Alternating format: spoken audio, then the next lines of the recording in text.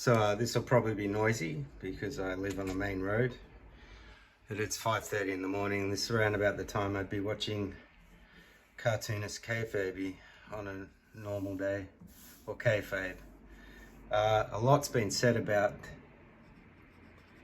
the Ed Piskor situation. All I'm going to say about that is that it's bullshit in my Australian way. This is a Optus 88 pilot, or demo model, sorry.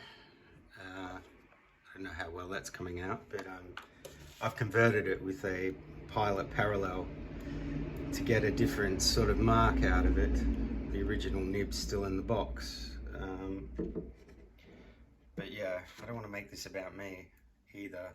I did want to draw as I do it though. Here we go, get some marks, getting some ink out. So I'm a long time viewer of Kayfabe, and a lot's been said about the tragedy.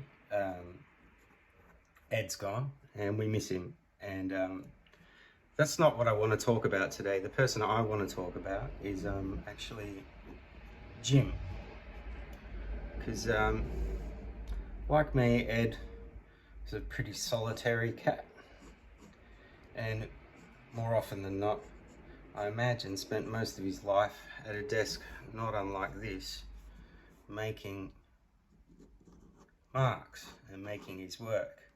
And I think that's the whole kayfabe thing, isn't it? There's an element of imposter syndrome to it.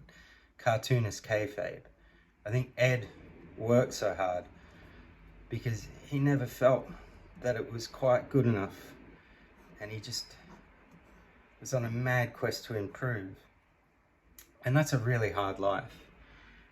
And so not only is the channel important to us as fans, and I know it is, and we miss it, and we're all grateful to Jim for continuing to share the backlog of posts.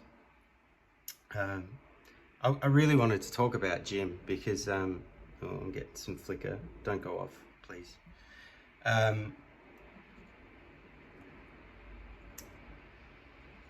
Jim is not only a victim also of what's taken place here, but I think we should recognize how important, gone, damn it, cheap crap,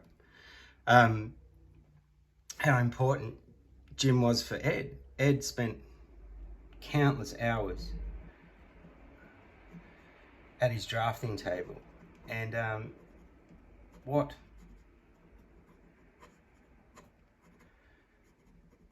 Jim did was come over and spend time with Ed and talking to him, and I imagine that would have been very important for Ed's morale and well, his sanity, more or less. And that's what pisses me off most about this. You know, Jim has suffered a loss I don't think many of us can imagine. I certainly can't. And no one's talking about that. And, oh God, I've made a mess of it. That's all right. So yeah, I just wanted to say thank you, Jim, for continuing to upload the backlog as Ed wished. But also, we know what the score is. We know there's some people who fish for food in the sewer and who, you know, really forced your hand. And that also makes you a victim, mate, and you need to recognize that. And I don't know what the future will hold. I know I'll keep doing this, or attempting to.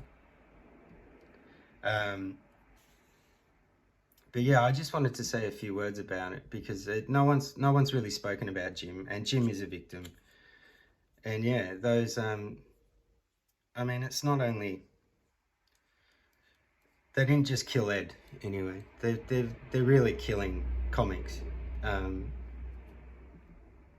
yeah, I'm not a comic maker, I'm an illustrator. As you can see, this is a self-portrait I'm trying to copy because I want to do two versions, one inked like this, and one with acrylic.